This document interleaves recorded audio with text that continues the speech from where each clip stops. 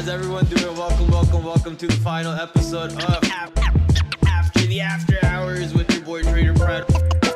The final day of this week is tomorrow going to be a free fall Friday. Now get ready for tomorrow. Powell going on the microphone. Powell going on the microphone again. Get ready for tomorrow. So I do have a watch list ready, but if you guys are ready, hit that like and subscribe. Hit that like and subscribe. Thank you guys for all the love. Thank you guys for all the support.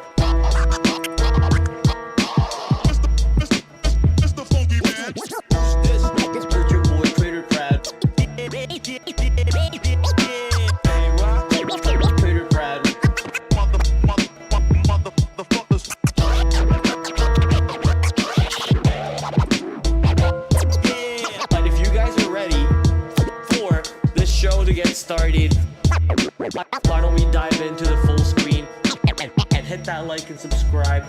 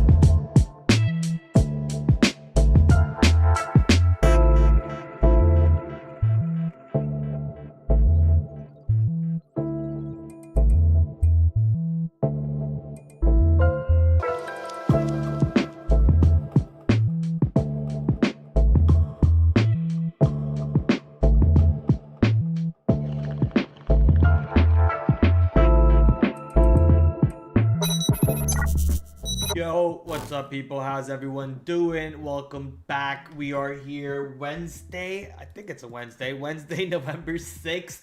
And boy, oh boy, was it a wild market today. Let's say that. Insane market all the way to the upside. Tons of movers. Tesla, my goodness, 290? Monster. Tesla 290. Market all the way to the upside. Election's over. Trump has won. We got Donnie back in power. Guess who's back? Back again. Donnie's back. Tell a friend. So Donnie's back in power, and not sure if he's gonna be able to make America great again. You know, I'm not American, so it really doesn't matter to me anyways. But what matters to me is how he makes decisions and what types of decisions he makes. And last time he was in power, you know, it was marvelous for the market. The market was on an absolute upside rally. Some stocks, the Chinese stocks, are on a downside rally. So lots of opportunities were presented across the board. You had stocks like DWAC halting into insane prices. Maybe DJT could do something like that. You had small caps, not small caps, but I guess small cap stocks, yes. But you had a lot of IPOs, SPAC mergers, IPOs. That was a lot of fun. Cryptocurrency sector reaching all-time high at the end of last night. Maybe it broke all-time high. I don't really check if it did, but it did break all-time high last night into 75,000. And I think that is the barrier still. We haven't gotten above 75K, but boy, oh boy, is everything heating up. So can't wait for it. It has been a lot of fun trading today, but sadly I can't say it was fun for me because my 3-day glorious win streak so far has come to an end. I actually started off my day pretty good if you ask me, but then you know, I started to psych myself. I thought the market was high, way too high, that then and there's no more upside really. So one of the positions that I started off going long in, I'll talk about it more on the stream once we get into it. One of my positions that I was starting off long in, I made money on the long, then it pulled back on me. So I thought, okay, this might be a short, and I got heavy short, then I lost on it. So I started off the day with a pretty big loss, and I had to basically work out of that loss for the rest of the day. And thankfully, I cut my losses drastically to the downside. So awesome comeback for me. Awesome, as we call it in our prop firm lingo, we call it gain from bottom, because there's a thing called loss from top that can shut you off from trading on the day. So there's a shutdown, there's a loss from top, and then there's no real gain from bottom, but we kind of put that gain from bottom metric in there for ourselves to make ourselves feel good a bit. And your boy pretty much hit like a 80%, 85% gain from bottom, and made sure that my day wasn't that bad at all. Orp is prop spelled backwards. Okay, thanks TH. Thanks, awesome. That's a great conversation over there about porp spelling backwards. Thank you. What the fuck, TH? But yeah, so my day red, but not like it's gonna hurt my month at all with how much I'm walking away with red today. It's not gonna affect my day, my month, you know, at all. So I can't wait to go back tomorrow, see what type of opportunity sets up. I'd say today was a little hard. Today I felt like it was a little hard, especially if you were very fluid with your biases. If you had a bias and you stuck with your bias today, then it was a monster day for the upside. So if you had a bullish bias, because Trump won, and then you just loaded up longs across the board, even Chinese stocks that gapped down ended up rallying higher to the upside also, because they're gonna have more stimulus apparently coming out, and they've been waiting for Trump to win, so that sector is going up a little bit. So all kinds of craziness across the board in the sector at the moment. That's all we can say. And I was a little bit of a deer in headlights. Maybe I focused on the wrong stock at the wrong time, and then I over focused on that stock. So, you know, got caught a little bit, but later on I found some opportunities that helped me save my day. Thank you, Prad, for waking up later on. Hopefully you were there. I guess hopefully you were there at the start of the day, not later on in the day. Prad came in later on in the day. At the start of the day, I don't know who was trading for me. I have no clue. Somebody hijacked my body. Somebody hijacked my body. All right. Tomorrow we have FOMC, if I remember correctly. Yes, FOMC interest rate decisions coming in tomorrow. Another big day. So why don't we dive into the full screen here? Let's start talking about all the fun movers that might come into play. Starting with earnings names that report after hours. We got ARM, Qualcomm, ELF, Mercado Libre, MELI, Meli. That's a name that took a little bit of a beating, and I'll be honest with you, I don't know what the fuck Mercado Libre does, but I hear their name a lot. So I'm gonna find out what they do.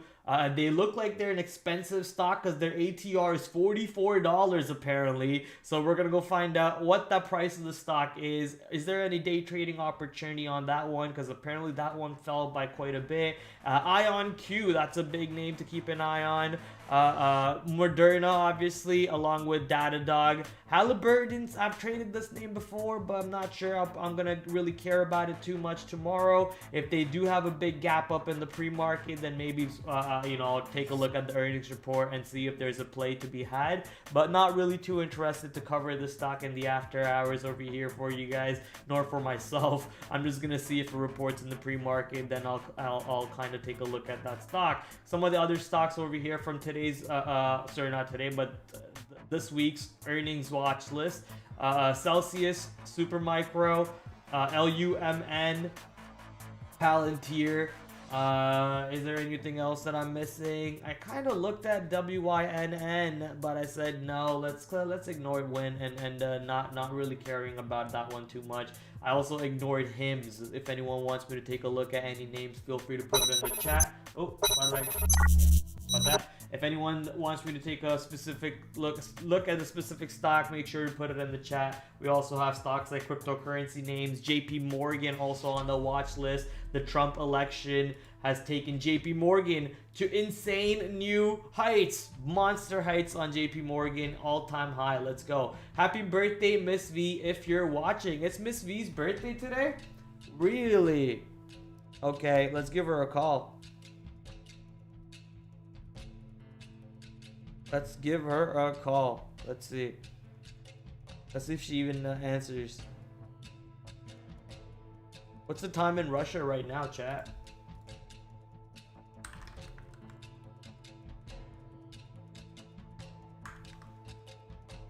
(4:08 a.m.) Is that? Damn. 4:08 a.m. That's gonna be too early, no? I'll just text her. I'll message her on Instagram if I can find her, that is. There you go. Happy birthday, Miss V. Woo! There you go. Thanks, guys. Thanks for telling me that today's her birthday. Today's also my cousin's birthday. That's pretty cute. All right. Palantir. Any other names? I'm trying to go through the scan over here real quick. Teva? Is Teva something we want to take a look at? How did Teva move? Oof, big drop down on Teva here. Big move down right into support zone. Now if we break below that, there could be potential downside on Teva here. Maybe worth having on the list. Maybe worth having on the list. Let me just throw that over here. Below Palantir. Below Palantir. Okay. And what's the ATR for Teva? Oh, come on. What the fuck? 3 cents. 50 cents. 50. All right. Let me show you guys my trades on the day today. Bear for impact. Oh wait, I didn't even post my pictures. I'm gonna have to do it this way. This is gonna be painful. Let me try to. I'm so happy looking at my PNL right now because it was way worse than what it is. I'm such a good trader because even when I'm bad, I come back. Awesome. Could have done so much better though, man. Today wasn't really hard. I just made it hard for myself. All because I kept trying to short stupid Coinbase, dude. Fucking Coinbase.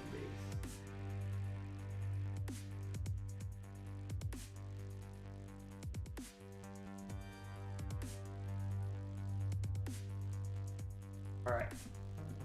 So here are my trades on the day today. MSTR. Angry Buddha was asking me why I don't trade MSTR and why I always only trade Coinbase. Here you go. Are you happy? Look at the ticker right there. What does that say? MSTR. Okay. I got long into 243. If you pull up the chart on MSTR, you'll see that MSTR actually made a beautiful move after gapping up to the north side.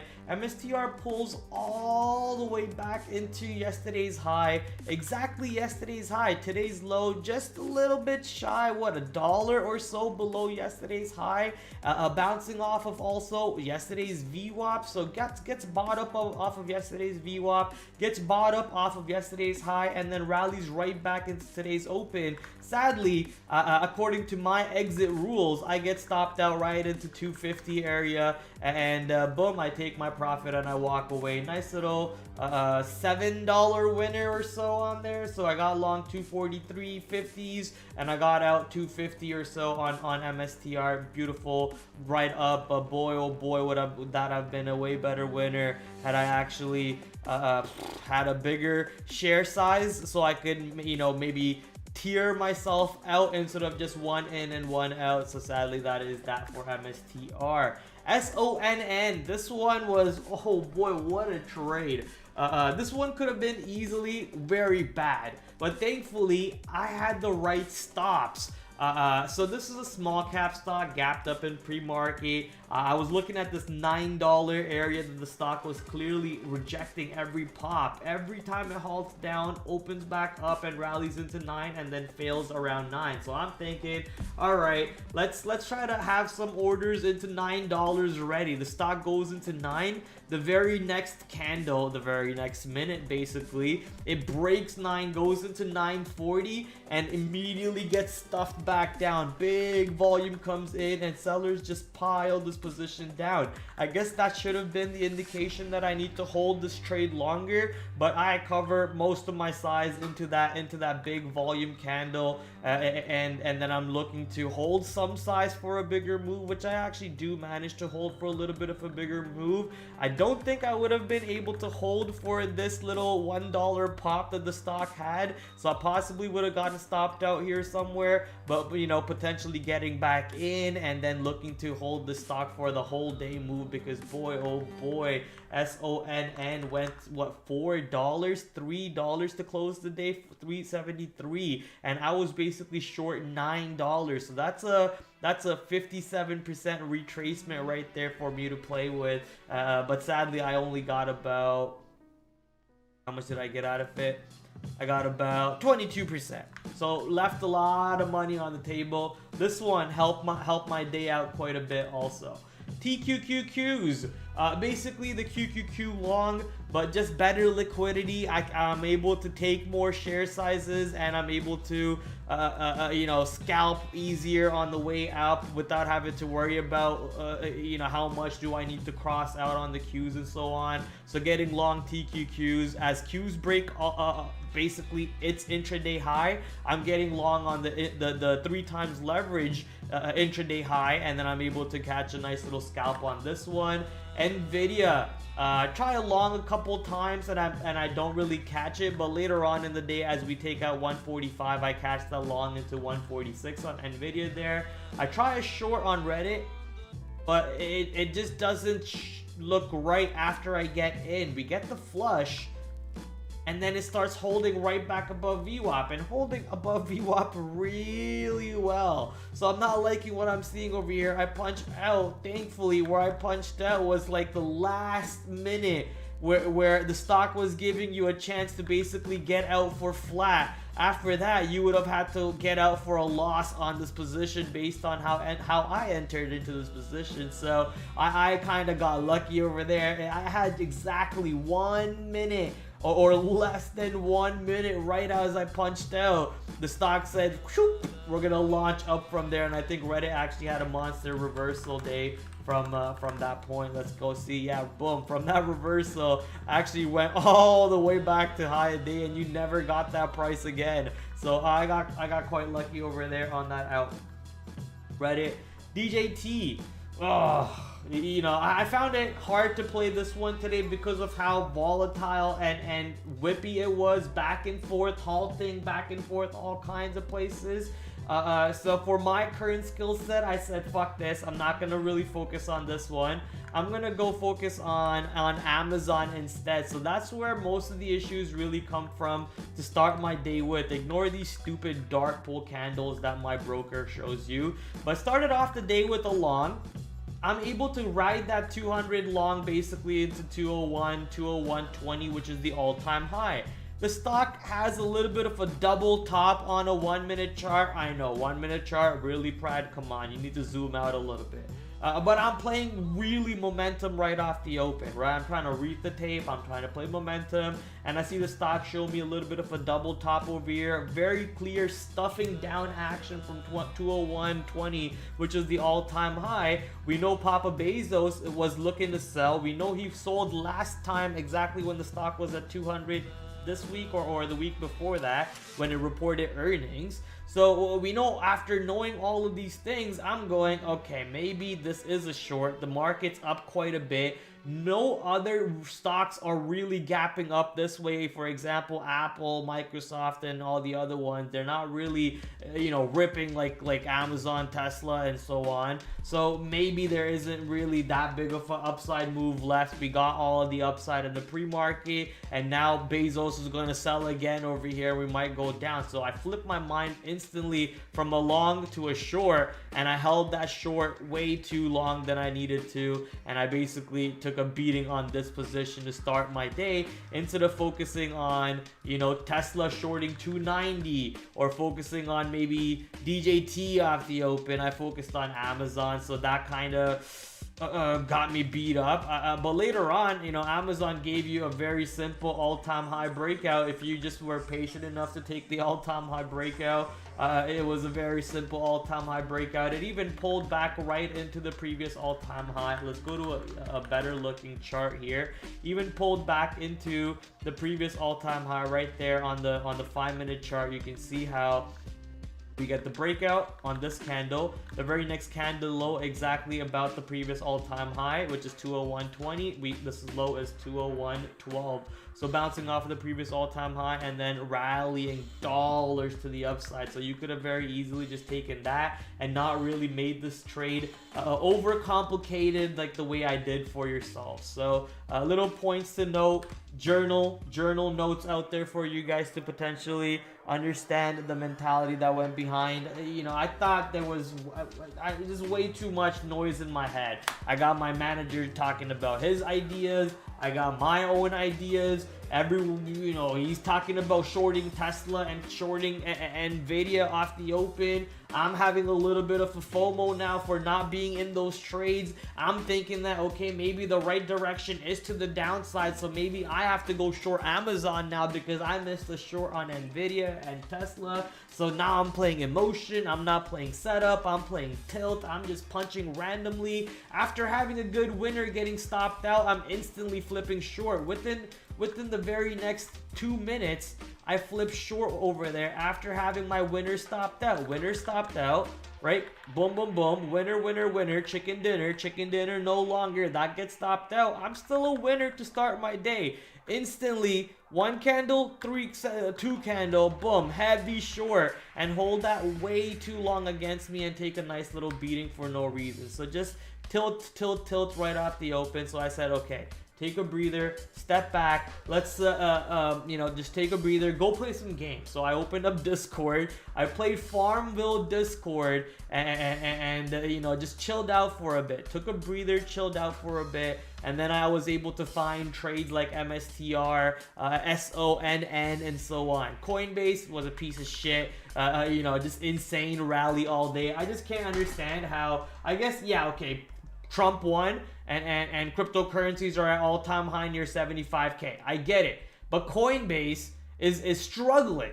This is a struggling business. They just reported their earnings report, and it was one of their worst earnings reports I've ever seen. But granted, I haven't seen a lot of earnings reports from Coinbase previously. So from whenever I've started seeing, which is about 2 years or so, that report looked atrocious, horrible. Numbers are dropping, volumes are going down, all at the same time when cryptocurrencies are going higher and higher and higher. So you're struggling. Volume is going to other exchanges, but I guess because people want to have exposure in companies that actually allow you to trade cryptocurrencies and so on, there's not many of them, and there's only one. They are banks, but there's only one of them, Coinbase. So it's kind of crazy that this stock gets this kind of a rally today. So I got beat up trying to short this one. I thought this was way too high, way too fast, so it could have a very easy short, good risk to reward short back into VWAP.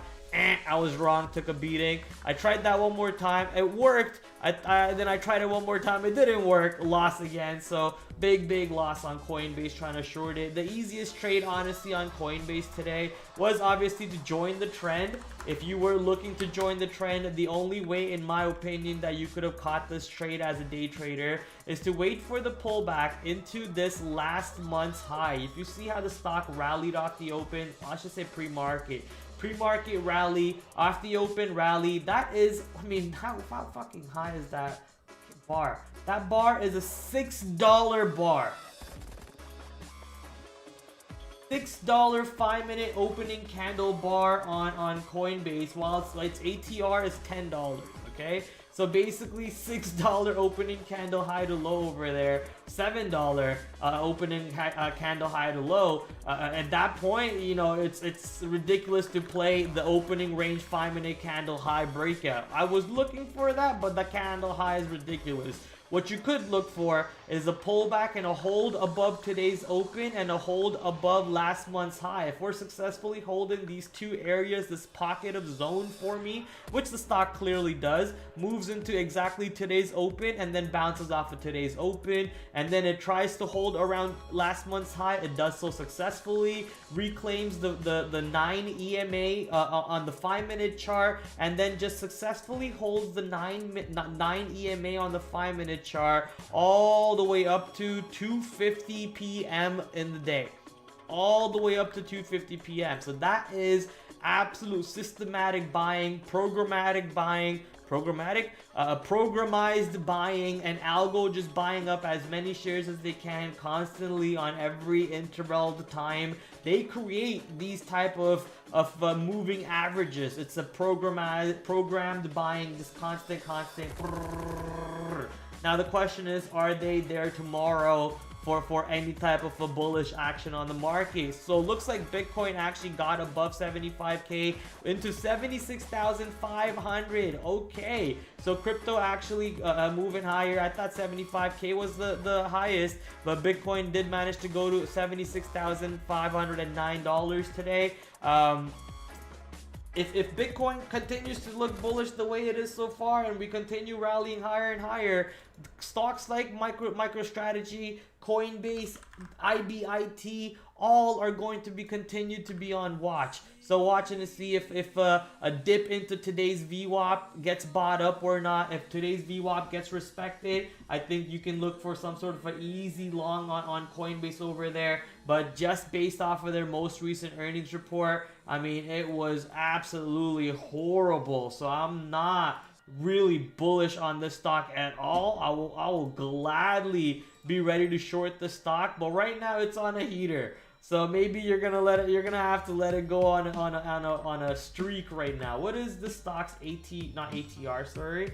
What is Coinbase's PE? 43 is actually not that bad.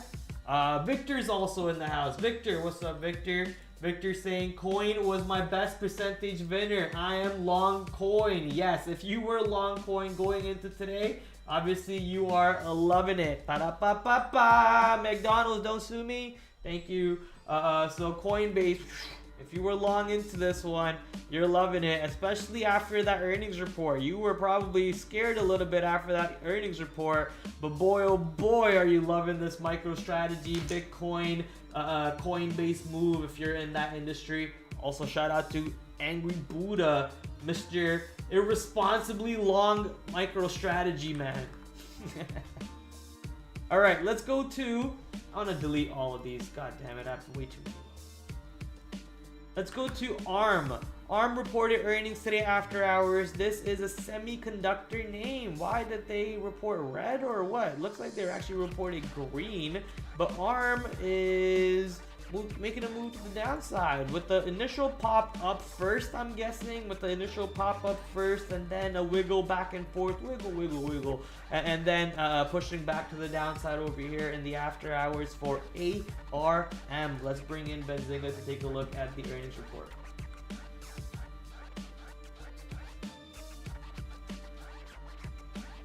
Okay, 844 compared to 808 beat. Chip 30 cents per share, beating 26 cents per share, sorry, beat. Revenue up 5% year to year. Not looking that good on that side. Revenue by record levels of royalty revenue, which was up 23% year over year. Okay, that's okay. Annualized contract was up 13%. ARM said free cash flow was negative 65 million in the quarter. Company ended with 2.6 billion in cash. Demand for high performance chips, compute platforms continues to exceed expectations. Outlook coming in at third quarter 780 to 830 million. Company expects third quarter adjusted EPS of 23 to 27 cents per share versus estimates of 21 cents per share. ARM expects full year guidance. Company expects full year guidance to be 3.8 billion to 4.1 billion, and expects full year adjusted EPS to be between 1.45 to 1.65 per share. However, I don't see the estimates for revenue for the next quarter, so I can't really compare that, nor do I see EPS for the next quarter estimates, so I can't really compare that. But if you compare it to how they reported this quarter, they reported 844, so they're kind of reporting a little bit less quarter over quarter, or expecting a little bit less quarter over quarter, and they reported 30 cents per share, and they're expecting a little bit less on that side too, quarter over quarter at the very least. But however, they will be beating EPS on the estimates for the quarter coming up. So a little bit of, I guess, mixed report.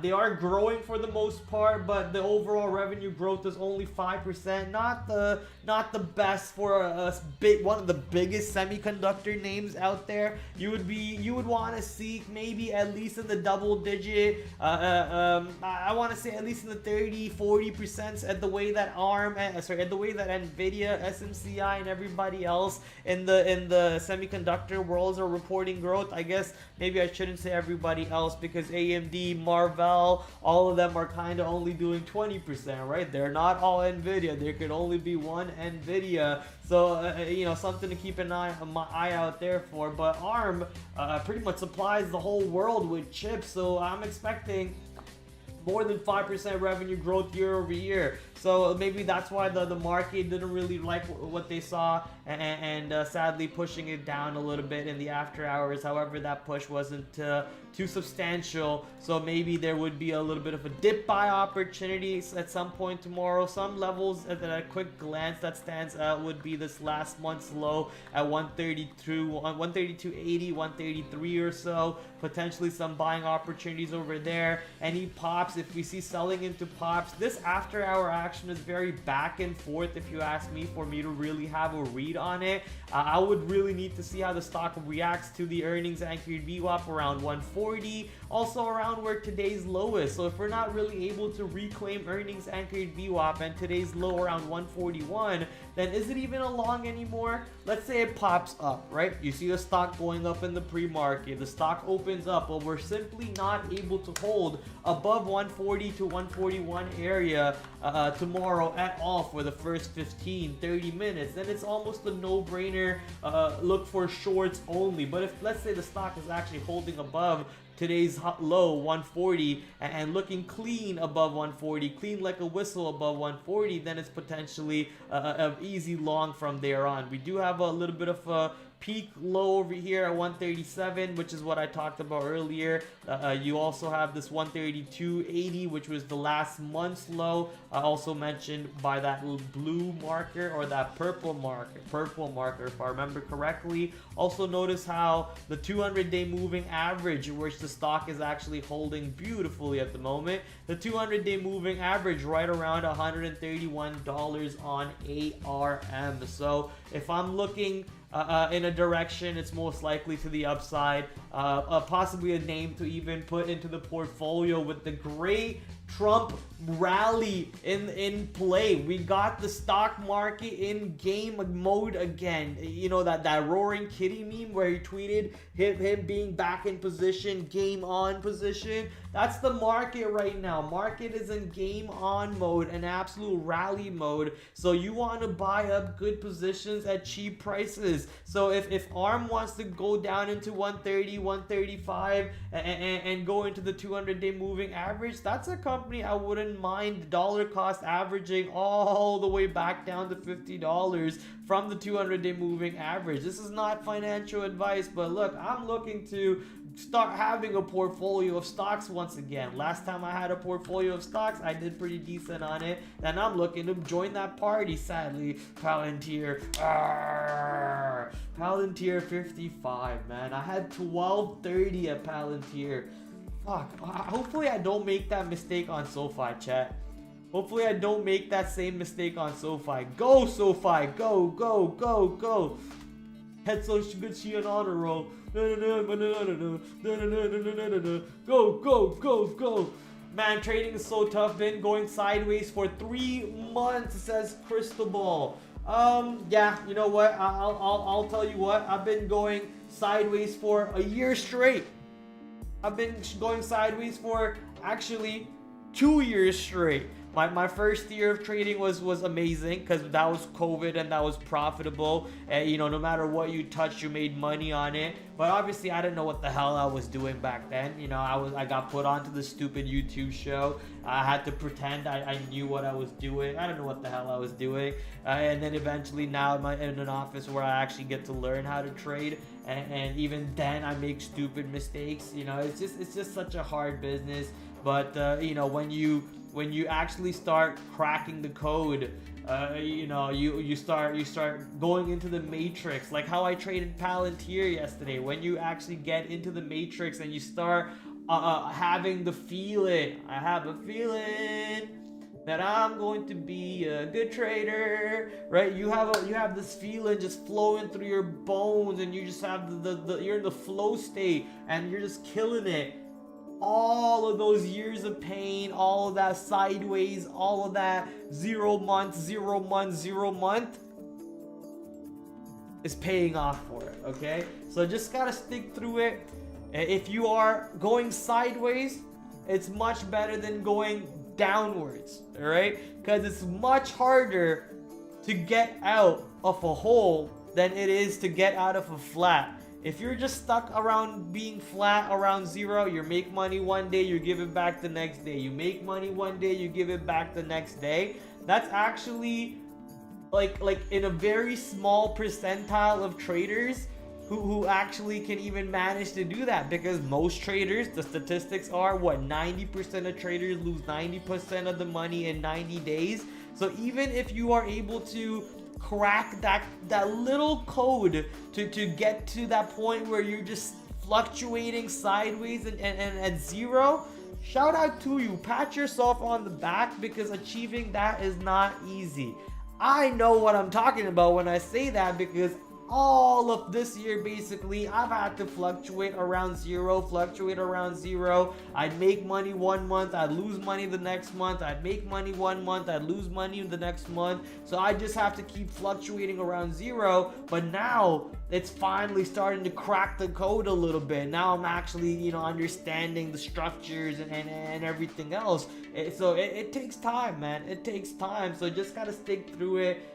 Just stick through it a little bit more. Don't give up, because trust me, even getting here is very hard. Getting here is very, very hard. So shout out to you. Shout out to you, my boy. Should have bought some hood when I called out this event betting. What hood? Oh, Robinhood. Oh, I forgot about Robinhood. Robinhood. I guess what? All financial stocks kind of had a monster day today, right? JP Morgan blasting off. JP Morgan up 11%. My goodness. XLF. So XLF up to an all-time high, up 6%.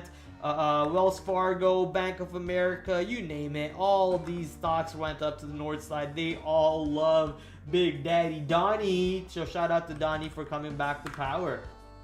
Let's head back into the earnings board. We kind of only talked about 2 stocks, Coinbase and ARM. I want to quickly go to Coinbase so I can put in some notes for myself. So I'm gonna put in yesterday's VWAP, which means today's VWAP right around 238.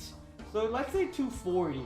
240 to 238, 240 to 238. It will be on watch on the dip to see how the stock reacts. And then obviously I have last month's high already marked up, so I don't really need to put that in my notes. If we do get below 240 to 238, I'll continue to watch how the stock behaves all the way back at today's low, which is also last month's high, and so on.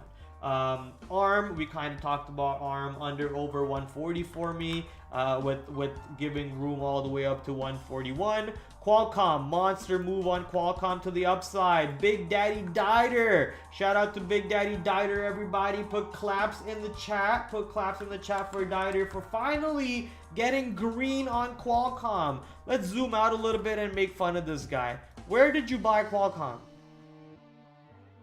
Let's make fun of Daddy Dieter a little bit. So you bought Qualcomm here somewhere? And you finally broke even? You bought? Why? What are you buying highs for? You fucking bought? It's because I gambled that one last earnings. Ah, okay, that makes sense. That makes sense. Okay, so you actually bought it here. You bought it here last earnings, I guess, or somewhere here last earnings when it fell down. Okay, that's a good trade then. Honestly, you know what? I'll take it back. If you bought it here and you're just breaking even, you're a bot. But if you bought it here somewhere, I mean, that's a good trade. That's a good trade. You bought it off of the earnings dip. Stock never really broke under the 250-day moving average. Just traded between the 200 and the 250 moving average. That's a good trade. Good dip buy. Amazing trade. Moving into the green. Let's go, buddy. I love it. I'll take that back. But if you bought it here, I stick to what I said. I stick to what I said. Shout out to Dieter making some money on Qualcomm. YOLO gambling from last earnings paid out in the next earnings. Is that a setup? We should test it. We should test that setup. All right. Guys, don't do that. That's not a setup, all right? Maybe back test it, and if it works in the back test, then obviously do it. But if it doesn't work in the back test, don't do it, all right? Don't do it. Qualcomm. Let's read Qualcomm's report. Let's bring in our friends Benzinga. 10.24 billion, up 19% year over year, looking good. Estimate was 9.91. Earnings per share 2.69, up 33% year over year. Expected was 2.56, looking good. Qualcomm's revenue segment, QCT segment 8.68, up 18%. The segment revenue is that breaks down. Headsets. What headset do you make? Oh, phones. Gotcha. I'm still stupid. Qualcomm is basically all of Samsung phones, isn't it? Samsung up 12% year over year. Automotives up 68% year over year. Internet of Things up 18% year over year. Qualcomm just killing it at the moment. Let's go Snapdragon.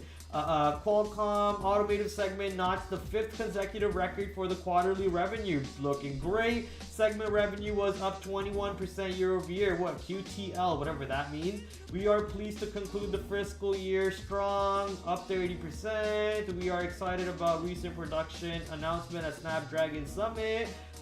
They continue to extend our technology leadership and position across handsets, PC, automotive, and industrial IoT, Internet of Things. What's next? Guidance from the Qualcomm calls for first quarter revenue in the range of 10.5 to 11.3. Okay, a little bit higher than the current quarter that they reported. QCT segment 9, also higher than what they just reported. QLT at 1.45 to 1.65, a little bit, I guess, in range. They reported 1.52, 1.45 to 1.65. I guess that's fine. Earnings per share at 2.85 to 3.05. They reported 2.69. Qualcomm announced a new $15 billion stock repurchase. Okay, this one's flying tomorrow. Stock repurchase has no expiration date and comes in addition to the October 2021 plan, which has $1 billion in authorized buybacks remaining. So over the $1 billion, they're gonna buy another $15 billion worth of stock back. We look forward to providing an update on our growth and diversification initiatives and our investor day on November 19th. That's going to be a big day for Qualcomm, obviously, if they have some good news along with what they just reported, all of the good news that they just reported on their earnings report. More upside, mostly expected. Is all-time high within reach on this stock? Yeah, not that far out, right? Not that far out. Let's get the stock back into all-time high and let's have some fun with this name. Qualcomm is the name of it. Did it go right into that level? Wow, look at that. Right into the previous all-time high. Boom. Is where exactly the after-hour high comes in from. Isn't that marvelous?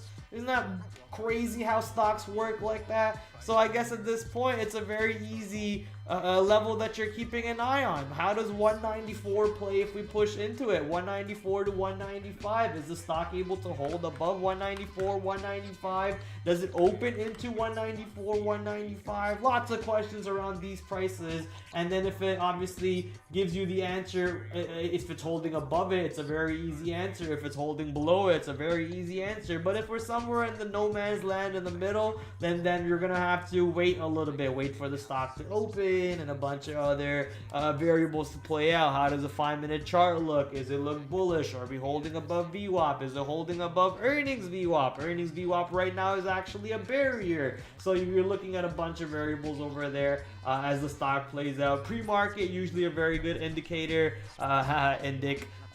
Pre-market usually a very good indicator as to what you're looking to do on these names, with how the stock played out so far, and with the new $15 billion on top of the $1 billion already remaining. There's a lot more room to the upside over here expected. Uncertainty Trader from Twitter saying, hello Prad, what's up buddy, how you doing? It's good to see you. I know you asked me a question about back testing. If you stay on the stream long enough, or if you're, I don't know if you're still watching me, Risk Uncertain or Uncertainty Trader, if you're still watching me, I might do some back tests later on in the stream. So if you're still watching, maybe, you know, stay tuned for that. 193 is also the August quarterly VWAP for Qualcomm. Look at this nerd. What a nerd. Alright, thank you, Dieter. I appreciate that. 193 is also the August quarterly VWAP close for Qualcomm. Appreciate it. Mucho gusto. Mucho gusto. Alright, next name. This one has been taking a little bit of a beating. Has been taking quite a bit of a beating. But finally, with today's report, maybe something's turning back around. A beauty name. Usually beauty names are in La La Land, aren't they? Like, you know, Ulta Beauty in La La Land just always keeps going higher and higher and higher. They make products for 20 cents and they sell it for $200. So they literally have like, what, 2,000, 2 million, 2 billion, 2 trillion% margins on their products.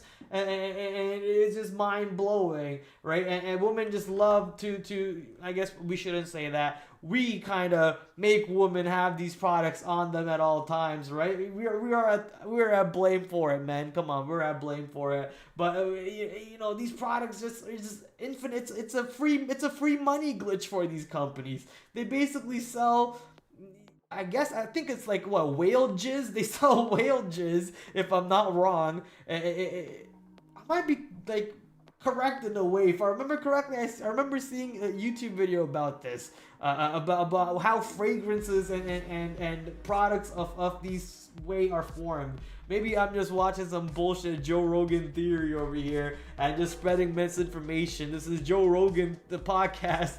Joe Rogan, how does it go? Train by day, Joe Rogan by night, all day. So Elf Beauty, a little bit of a move to the upside in the after hours. Let's go take a look at this one's report. What type of trading opportunities does this one give us? You better give me a proper report, dude. Come on, there we go. Elf Beauty reported 77 cents per share, beating estimates of 42 cents per share. That's a mighty beat. That's a mighty beat. Revenue came in at 301 million, beating estimates of 285 million. Not bad. Increase over 215 million, also increasing from same period last year. Gross margins increased by approximately 40 basis points to 71%. There you go. 71% margins, dude. Bullshit. Primarily driven by cost savings, favorable foreign exchange impacts, and price increase in the company international markets, partially offset by mix and higher transportation costs. Okay, Q2 growth, we delivered 40% net sales growth, fueled by 195 basis points in market share, and 91% net sales growth internationally. Okay, this was our 23rd consecutive growth of both net sales growth and market share gain. 23rd consecutive quarter in a row. That doesn't show in the stock price. We continue to make progress across color, cosmetics, skincare, and international, and believe our unique areas of advantage will fuel our ability to win in the fiscal 2025. Elf Beauty raised its fiscal year 2025 net sales outlook to 1.315 to 1.335 and now sees earnings between 3.47 and 3.57. It would have been nice to see what the previous numbers were so we could see what they bumped it from. Thank you, Benzinga. Maybe this is it. Outlook, there you go. 1.28 to 1.3 to 1.31 to 1.33. So that's a little bit of a bump, I guess, versus estimates of 1.3. EPS outlook 3.36 to 3.41 to 3.47 to 3.53. So they raised EPS also slightly versus estimate. So they're kind of in line. In line estimates revenue after they raised it. In line EPS estimates after they raised it. So they did raise it, but they're in line to estimates after they're raising it. So a little bit of a bullish but not so bullish kind of outlook. But the report itself did look pretty good if you ask me, right? They were growing year to year. What is it? 39.72% increase from the same period last year in sales. And they also have a higher gross margin and so on. So all things did look good. The stock has been beat down quite a bit, has been beat down for quite some time. So finally getting a little bit of a relief rally. In my opinion, you got two areas of interest. The first area of interest is this 116.50 and the second area of interest is this 123. Let's zoom back into the chart, see which one did we hit, and looks like we actually hit both of these point of interest for me. Actually, I can remove this one because that one's already marked up. That's last month's high. So last month's high on Elf Beauty 116.50. Notice how we actually go all the way to interest level 2 and a little bit above interest level 2, which is that 123. So anywhere from 123 to 126, I would say is something that I would want to keep an eye on, because 123 is the previous high and then 126 is the after hour high that the stock just put in over here. So you might want to keep an eye on this pocket, see how the stock reacts in this pocket. You could have a late day breakout of this pocket and really run up to the north side if the market's bullish and if the stock is bullish too, and so on. That is a pattern that I have seen before, so just keep an eye on that over here. But you know, you don't want to make too many decisions in this pocket. You want to keep an eye on, see how it reacts. For me, this pullback is almost like, okay, maybe the market initially liked it, but there's a seller in this area still, and they were very aggressive. They stuffed it down quite hard and they kept it lower. Otherwise, with the report it just had, you would expect it to at least go up a little bit and at least stay up above this level 1 that we kind of were keeping an eye on, that 116.50 area, which is where the earnings anchored VWAP kind of is coming into also. So you would expect it to stay above it with the report like that. So looks like we got an active seller over here. We'll be interested to see if the seller comes back into play tomorrow, or you know, are they just done? This was them done with their selling. Maybe they actually still sell and they take a beating if the stock continues to rip higher. So you're watching how this area behaves. For me, either I make a decision in this area for the short or a long through this area, or I'm trying to make a decision into today's high, which is around 107, and seeing if the stock holds above 107.50 at the very least. 107 is my bottom dollar. If you're not able to at the very least hold above today's high on Elf Beauty after having a report like this, then there's just simply no long for me. I don't want to make too many decisions in this whole area, so it's just what happens in this zone. Either a reject of this zone for me to look short, or a hold of this zone for me to look long, or a reject of this area for me to look short, and a hold of this area and a breakout of this area for me to then look long. So very simple scenarios. Don't really want to play in the middle. It's just not a good spot to be in. Money Mitch in the house. Everyone say shout out to Money Mitch. What's up, Money Mitch? How you doing? Trump-China battle. What a whack on some of them. Yeah, but they also rallied right back up, did they not? I mean, Baba had a monster rally back up. You could have gone long Baba, Pinduoduo, FXI. A lot of them rallied back up. I know that there is a fear of delisting. Previously, when Trump was in power, the delisting issue was very much a fear for these these Chinese stocks. Could be a fear again, right? Could be fear again for these Chinese stocks. But one thing that apparently is happening very soon is another round of stimulus conversations from China. China apparently was waiting for Trump to actually win the election. That way they can provide maybe higher stimuluses or lower stimuluses. Maybe the delisting problem also comes in, and then China provides stimulus to kind of offset that whole problem. So lots of things happening over here with the whole Chinese sector. It's a little news heavy if you ask me, but we got the best indicator back in business, boys. Everything has a cycle, okay? Everything has a cycle in the stock market, and right now we got one of the best indicators turning back on for the market, and the indicator is Donald J. Trump. All right, where the fuck is the bell? Wait, I don't follow Trump? What the hell? Gotta follow Trump. What? That's crazy. All right, there you go. There's the bell. So ring the bell. 45th and the 47th President of the United States. Ring the bell. Anytime this man tweets a company, anytime this man says delist China, these stocks are going to move. Maybe he's going to use the POTUS account. Maybe you want to follow the POTUS account also. I can't remember if it was the POTUS account or if it was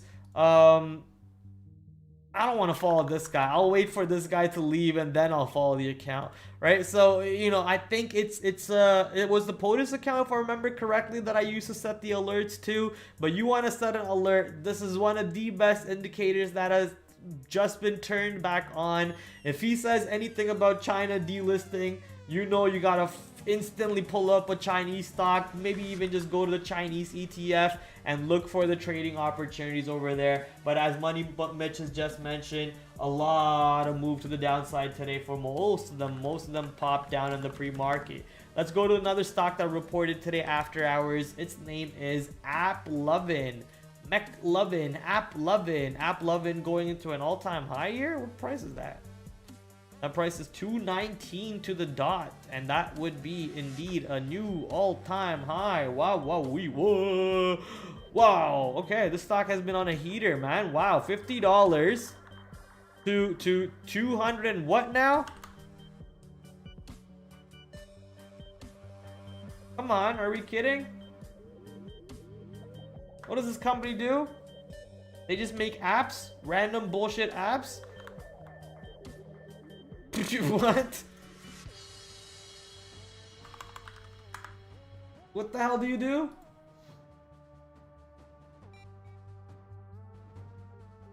Revenue 1.2 billion versus 1.13, 1.25 versus 94 cents. I guess, yeah, that's a pretty big beat on EPS. Revenue up 39% year over year. Software platform increased 66% over year, while apps revenue grew by 1%.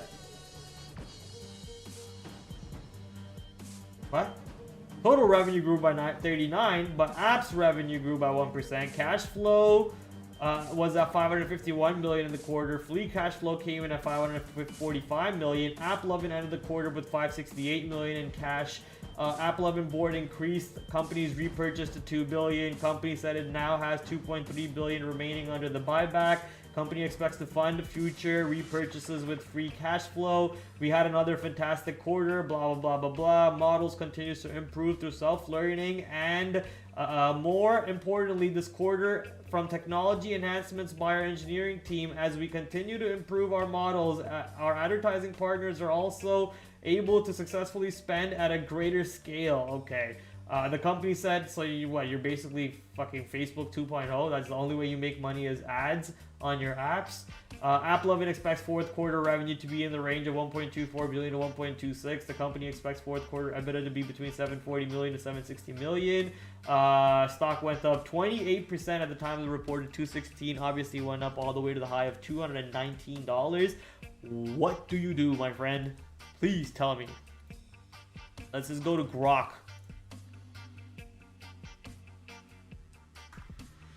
The name AppLovin? Yeah, that is right.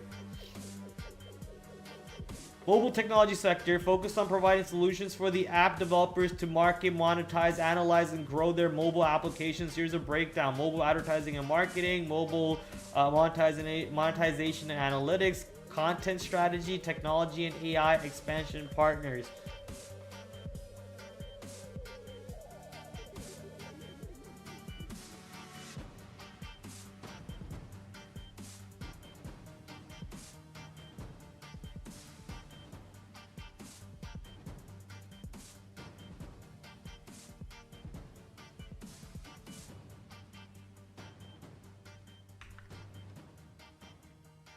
Who uses AppLovin?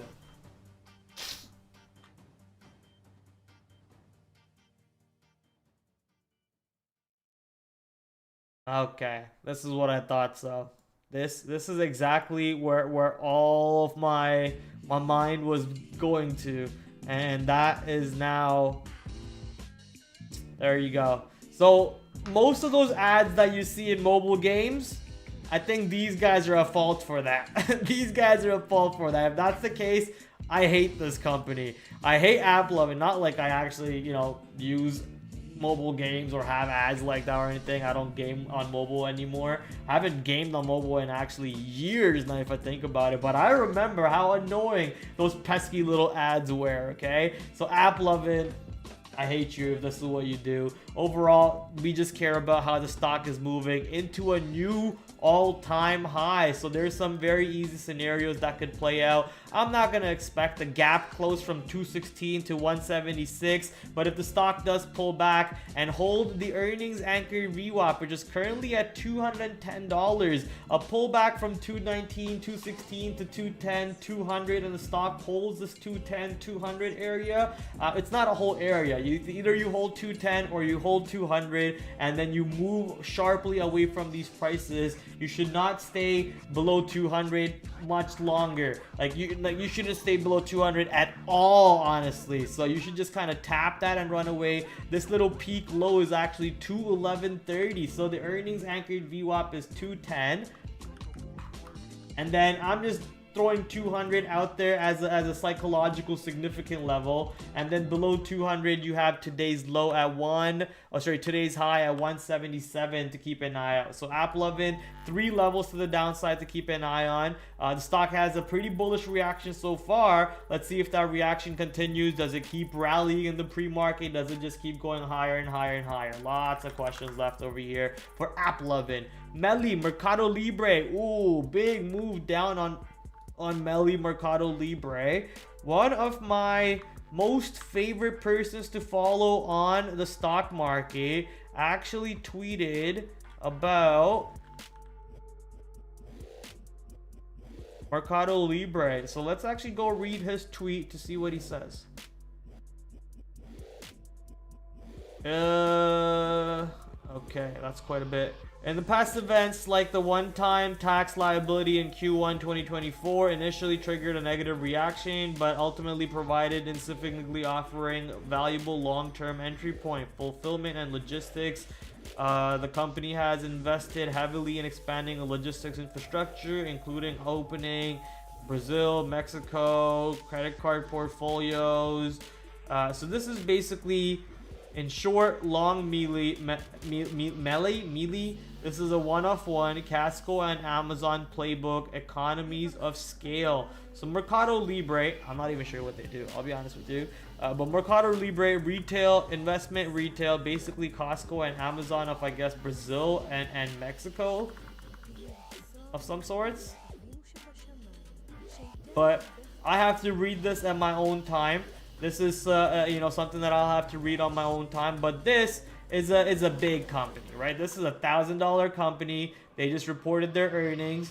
Let's go take a look at what their PE is.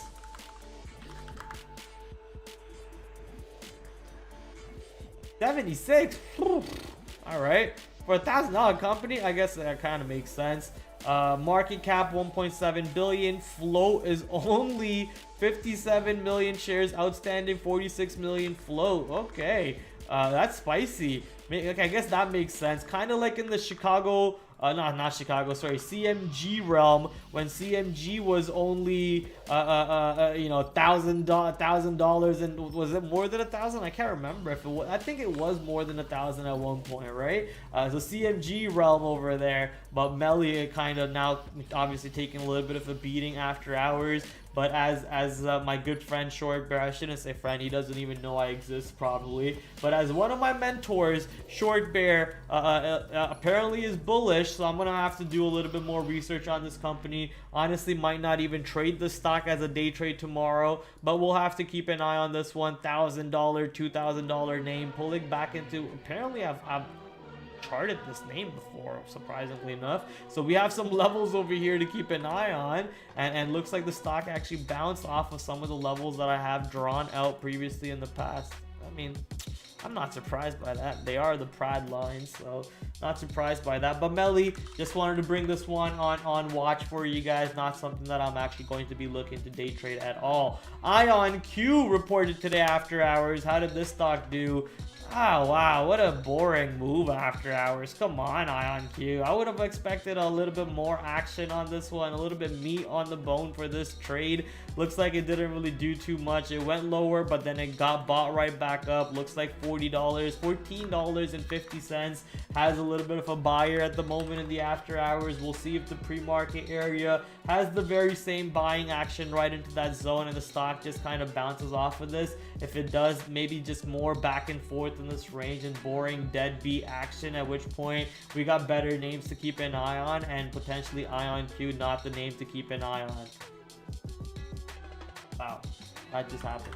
I didn't mean to do that, but that just happened. Ion Q, Ion. How did that happen? I didn't even. Phew, that's crazy. My mind just blew right there.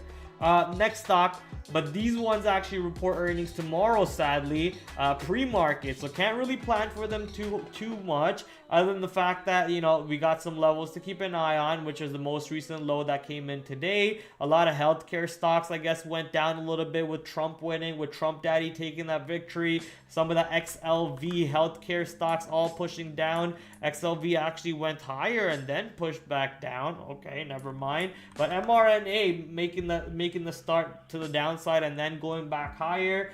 With earnings tomorrow pre-market, anyone's guess is you know, as good as the other person's. Let's see if the stock finally has a reversal back up to the north side. Is this a reversal story for Moderna finally, or does this just keep getting slammed, continue to the downside? Datadog, this one you know, usually gives you good day trades. So let's watch how Datadog sets up. It's in a little bit of a zone at the moment, expecting either the high end of the zone breaking, or we just push back into the low end of the zones, and not much moves lower than that on the low end of the zone. So a little bit of you know, not much excitement if we actually push down here, if you ask me, for the shorts, because I think the stock would just get bought up from here. But with how the stock has been reporting recently, looks like just mainly good reports. I would think the trend would continue that way, and we get actually a spike on Datadog to play with.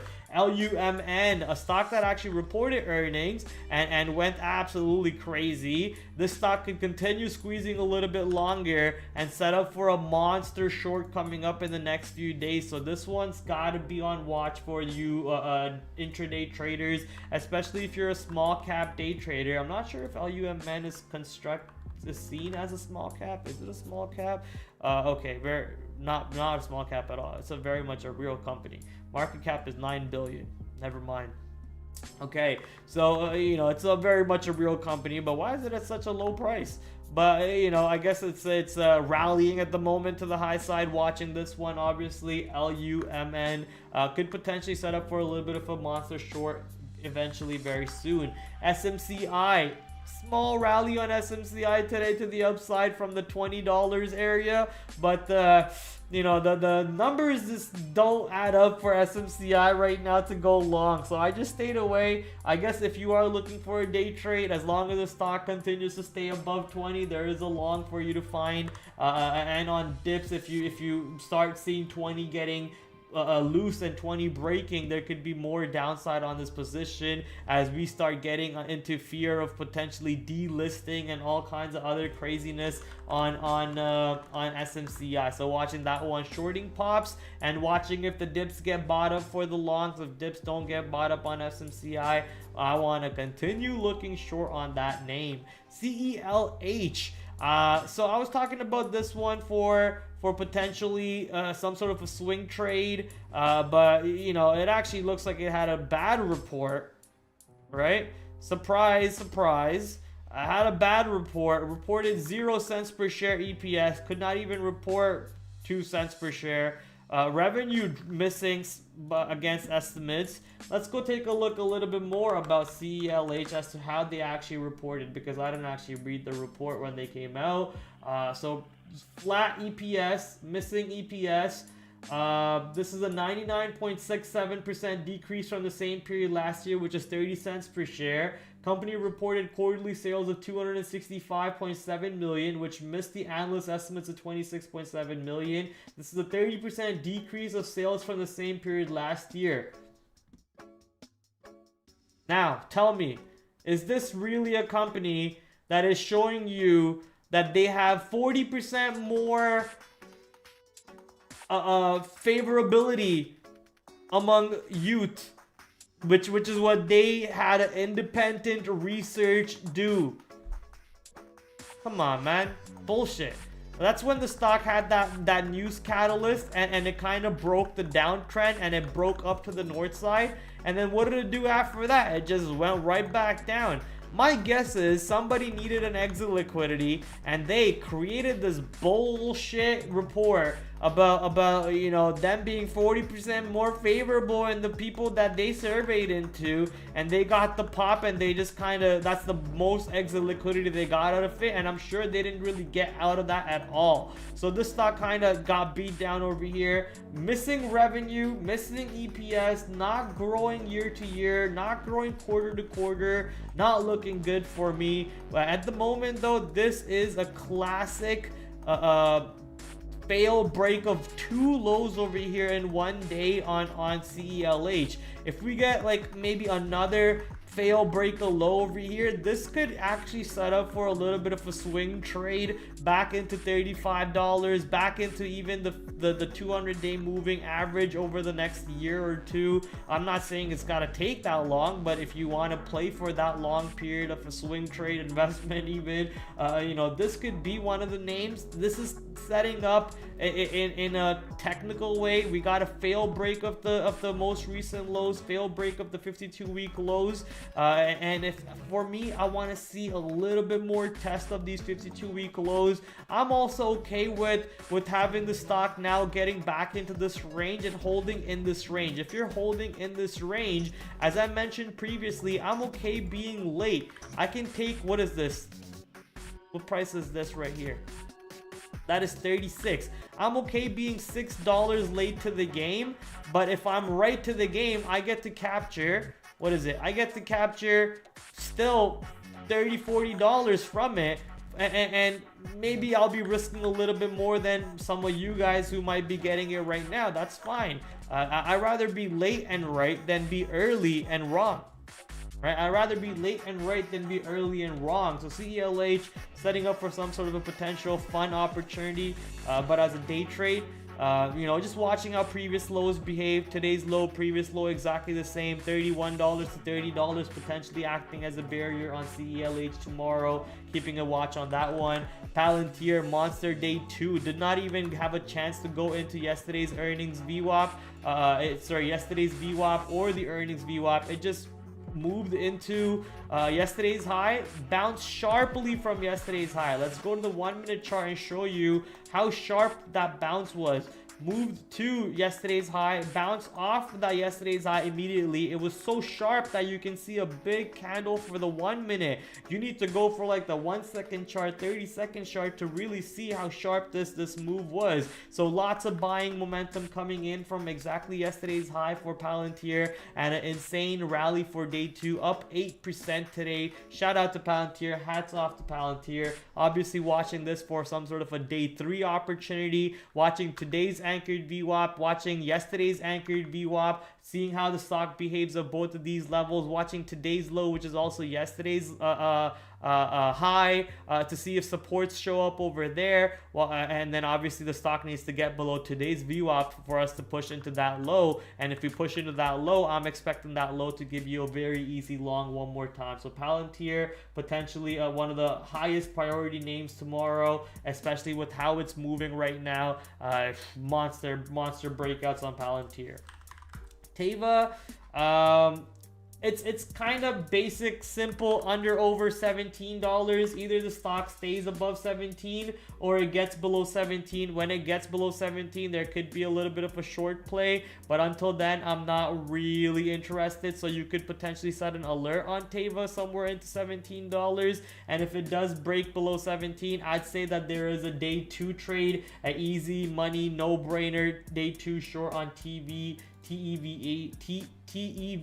for you over there. If you want to focus on that one instead of focusing on some of the high-flying, fancy, crazy names over here, such as Tesla. Tesla is getting ready for a potential move into $300. Today's high was basically $290, but I'm marking all the way from $290 to $300 as a whole zone of interest, watching how Tesla behaves as a potential rally up there. If it does dip back into today's high, today's low slash the most recent highs over here of 275 to 270, you got to watch how those behave over there on Tesla too. So watching how the dips on Tesla behave, and then how the rips on Tesla behave too. For me, honestly, a little bit in La La Land, it's in Cuckoo Land. So I'm mostly watching to see if 300 sets up for a nice short opportunity on Tesla. Today, if you shorted 290 off the open, that was a monster short. It would have given you $10 or more right off the open. A bunch of people on my floor caught that trade while I was busy with Amazon. So I got a little bit of a FOMO and I flipped my long to a short, and I caught a beating after doing that. So the moral of the story is don't get FOMO.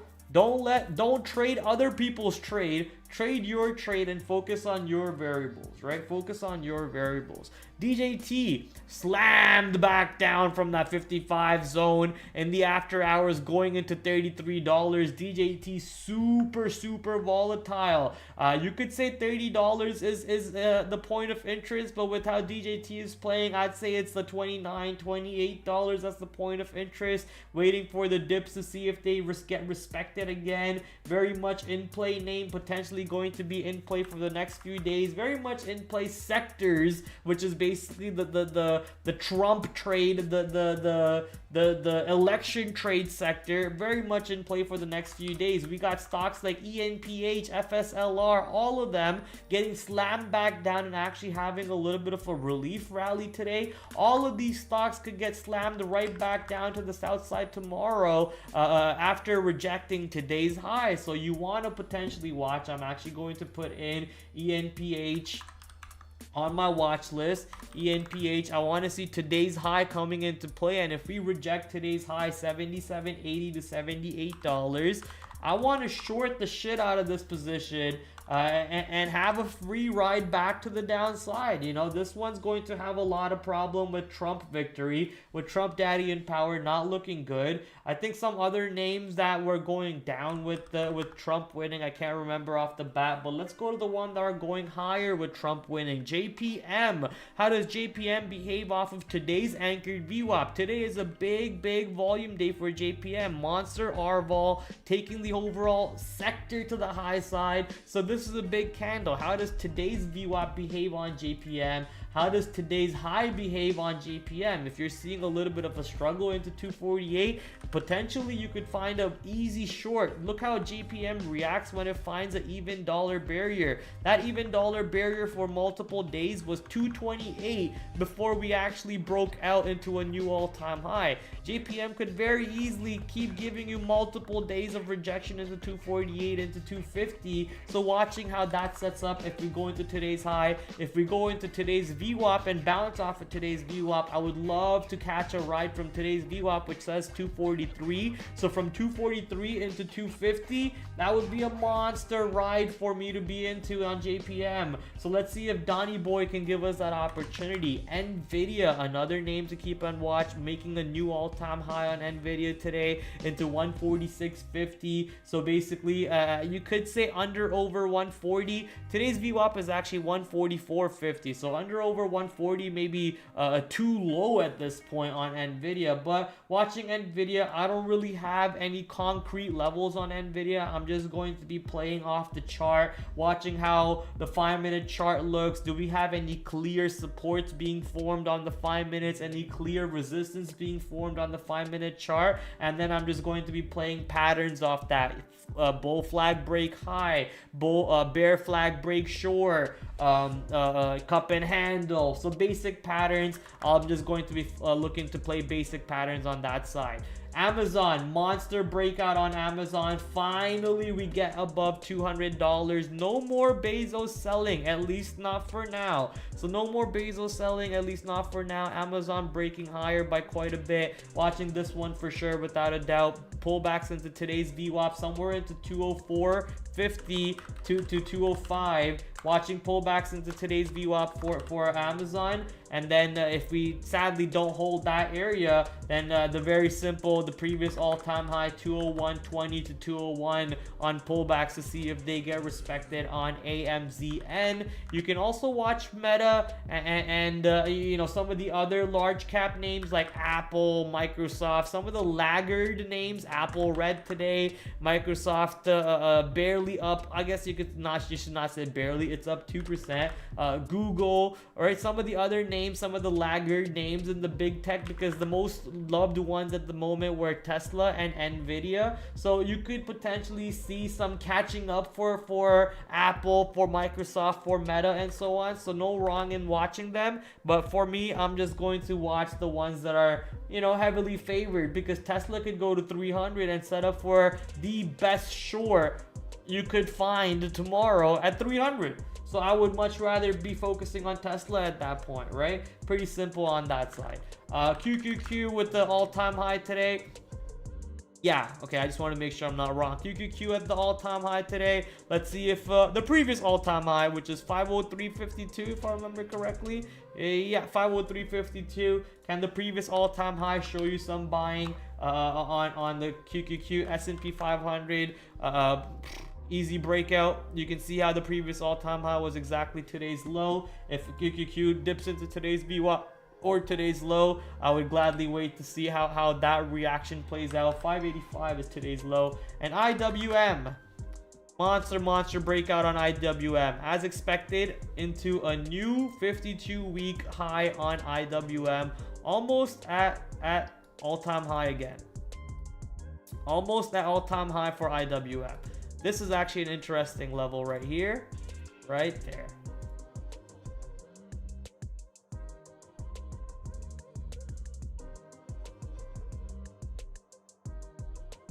Let's see if this level came into play. 234.50. Yeah, I mean, you can see how we basically opened around there, rejected, pushed down, and then basically crawled back into 234.50 and kind of settled around that area. Yeah, I mean, it clearly was in play. Oh wait, no, this is 234.50. Oh, that's the volume point of control. Okay, so we actually opened higher than 234.50, flushed down, then popped back up and started holding around 234.50, surprisingly enough, and then we rallied back into today's open. So it acted as a pretty strong support after the initial opening drive on the IWM market. So that's pretty bullish. I guess if we see that level coming back into play tomorrow, you could look for a long over there. The market is officially back into, you could say, bull season. You know, bullshit season, but it's back into bull season. The market's in a rally mode at the moment. With Trump back in power, we could easily have 4 of the next best years on the market. And then I'm going to predict after 4 years, the market's going to drop by 25%. After 4 years, whenever Trump is done, the market's going to go into the Great Recession again, and everything's going to go to shit. Everything's going to absolutely go to shit. So be ready. Have fun for the next 4 years. After 4 years, the bears are going to wake up out of hibernation. This market is going to be much, much higher, but we're going to have a big sell-off after this market sells off from that much higher area. That's my prediction. For the next 4 years, however, unless Trump is assassinated, we're going to have a monster year on the market, ladies and gentlemen. So let's pray that Donnie doesn't get hurt. Donnie, God, please save Donnie. No COVID, no assassinations, nothing to Donnie, so he can make the market great again. And that way I can apply all of my new learned knowledge and you know, make some bank on the market. Come on, God, please don't let Donnie get hurt. God, pray with me, chat. Pray with me, okay? Make sure you keep Donnie in your prayers. Obviously, tomorrow is what was it? FOMC day, interest rate decisions day. So let's go take a look at the Chicago Mercantile Tool, which is the FOMC tool. Let's go see what they're predicting. They're currently predicting 25 beeps rate cut, so no 50 beeps rate cut. 96 probability that we get a 25 beeps rate cut. We're currently at 475 to 500. They're expecting a 25 beeps rate cut to go to 450 to 475 over here on the market tomorrow at 2 p.m. At 2:30, obviously, you have Papa Powell at the microphone, so that's going to be very interesting. We'll be watching to see how Papa Powell will move the market at 2 o'clock, and then obviously at 2:30 also. A couple other numbers that could move the market potentially. At 8:30, you got the initial jobless claims, then you got the retail inventories at 10 o'clock. Some bill auctions coming right before FOMC, but nothing like the FOMC event, so ain't no party like the FOMC party, right? Yeah. So if we get a higher than 0.25 beeps rate cut, if we get more than 25 beeps rate cut, chat, then this market is game over. You can take today's candle and multiply by 2, because that's exactly what's gonna happen tomorrow. If we get a random 50 beeps rate cut on the market, it's like scripted. The market only priced in 25 beeps, and out of nowhere, Trump wins. We get a 50 beeps rate cut, a surprise to the market, and everything just goes absolute batshit crazy. Tesla at 300, QQQ at 600, everything's at like everywhere. So you just watch out for it. Bitcoin's at fucking 100,000, right? Bitcoin's going to 100,000 at this point. So it's just like I just have no words. If we get a 50 beeps rate cut tomorrow at 5 o'clock, you better keystroke full size into your trade and have fun. Not financial advice, obviously, but that's what I'm going to do. I'm going to keystroke 3 extra zeros to my size at the end, and I'm going to go long if we get a 50 beeps rate cut. It's that simple for me. If we get a 25 beeps rate cut, I think it's still a possible long, and then it'll be interesting to see what Trump says. It'll be interesting to see if he goes on some sort of a conference or some sort of a speech or a meeting of some sort, and he says, "I'll make the economy great again. I've made it great before. I'll make it great again. I will." You know, if he fucking does some bullshit like that, you never know. Maybe more juice for the market upside. Hearing him talk about Elon was great. Hearing him talk about Elon, you know, having Dana White talk about Trump, he deserves it. His family deserves it. All of that was just so much fun, just watching it. I had a lot of fun, and I'm not even American. So yeah, I can understand how you guys feel. Democrat or Republic, whatever you are, you just gotta love Donald if you're a fan of the stock market. You gotta love Donald if you're a fan of the stock market. So I wish you guys the best of luck tomorrow. This was a pretty long stream, I guess, an hour and 25 minutes. I wish you guys the best of luck. I'm gonna spend the rest of my night, back testing and reading some tweets and some notes that I have to that I have stacked up on reading. So I'll go do that. Tomorrow, last stream of the week, potentially last stream ever. I don't know yet. I'll decide and I'll let you know. A little undecisive right now on last stream or not, but that doesn't mean we are completely done with the YouTube world. I want to transition from streaming into offline videos for about a year or so, see how that works out, see if I get more time for myself that way, because honestly I don't have enough time for myself.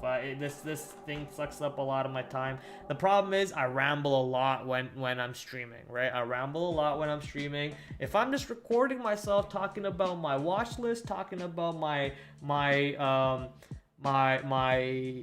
trades and so on, I can just quickly talk about them, cut it up, clip it up, throw up a YouTube video, and I'll be done with it. But rambling, having fun with you guys, I kind of don't really have time for myself. I have to cut my dog's walking time after I get home. I have to cut the amount of time that I have to eat food, because I don't want to eat food much late. I haven't eaten dinner yet. It's 9:20 p.m. already. It's so late to eat dinner.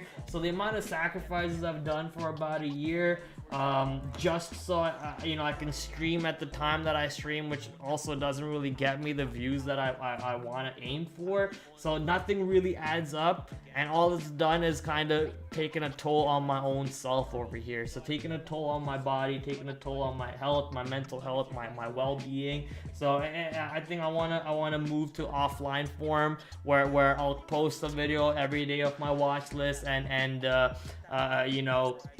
post a video of my watch list and my trades, and then we'll stay in touch. We'll stay in touch for a year that way. And we'll honestly, all of this is undecisive. I'm making it up as I go right now. I'm very back and forth with the decisions at the moment. But tomorrow, we'll talk tomorrow. Maybe I'll stream for the rest of this month, or maybe for another week or two, and then I'll kind of call quits after earnings season's over. We'll see. I haven't made up my decision yet, but you guys will obviously stay, or you guys will obviously be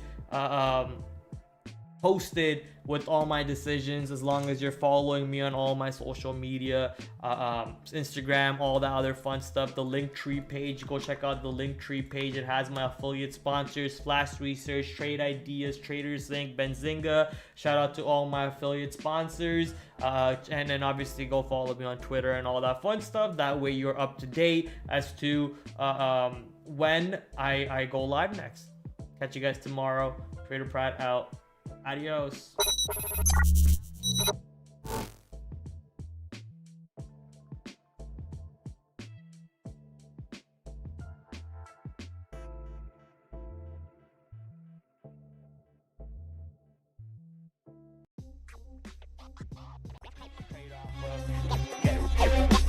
Get ready for the watch list for tomorrow, ladies and gentlemen. So I'm gonna bring in my big screen over here, back to another brand new week of After the After Hours with your host TraderPrad. I'm doing great. Hopefully you guys are joining me on that great side. Markets are moving around.